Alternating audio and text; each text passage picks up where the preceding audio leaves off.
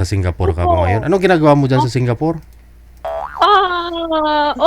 OFW po ako dito. Uy, ano yun?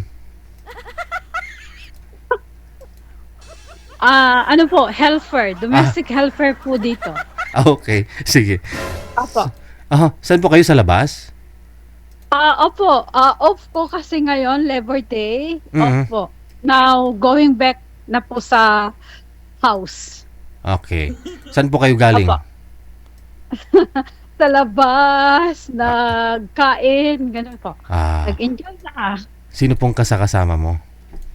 Yung ano po, yung mga friend ko po dito na taga Pilipinas din po. Ano po, may mga grupo-grupo kayo?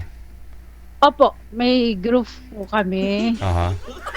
Pag holiday po, group po, ganun. Aha.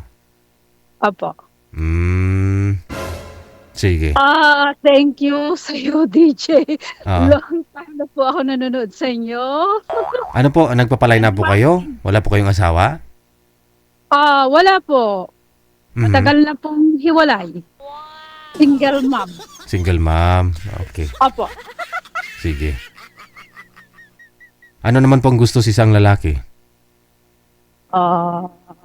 Simple lang. Mhm. Maunawain. Ganun lang po. Yung walang bisyo. As long na ano lang, okay lang yung pagkaintindihan lang. Ganun lang po.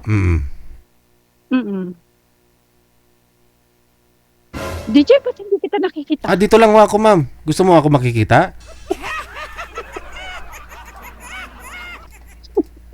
Gusto... Mukha mo lang nakikita mo? Ayan, nakita na po kita. Thank Sige. you. Oo. Sige, ma'am, malayo ka pa ba sa bahay ninyo? Medyo, kasi naglakad ako, hindi ako nag-take ng bus or MRT, naglakad lang ako. Mga ilang kilometro na ho yung nalakad mo? Malayo-layo na rin. Exercise, DJ. O sabagay, no, hindi naman ho yan dito tulad sa Maynila o dito sa Pilipinas na hindi safe, no?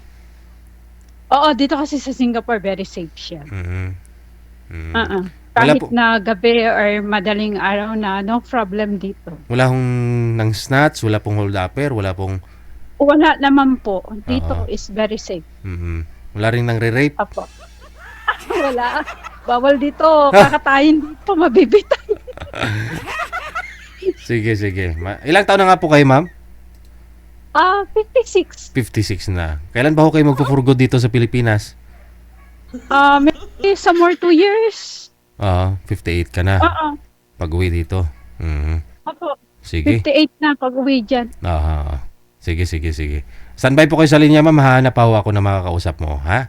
Okay po. Thank you Okay, po. thank you. 2 taon pa ho, sir. No? Sigurado, ano yan? Paldo ka na. Paldong-paldo ka na.